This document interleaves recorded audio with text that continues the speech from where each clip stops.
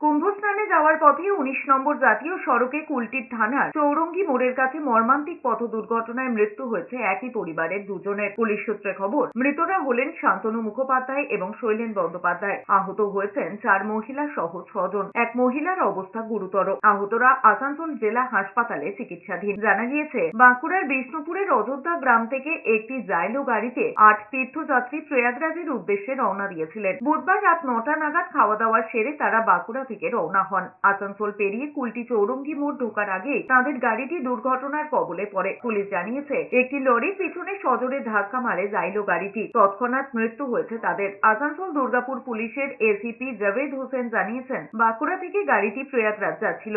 গাড়িতে চালক সহ ৮ জন যাত্রী ছিলেন। দুজনের মৃত্যু হয়েছে বলে প্রাথমিকভাবে জানতে পারা গিয়েছে। গাড়ির গতি বেশি ছিল। লরিটি রাস্তায় দাঁড়িয়ে ছিল কিনা পুলিশ তদন্ত করে দেখছে।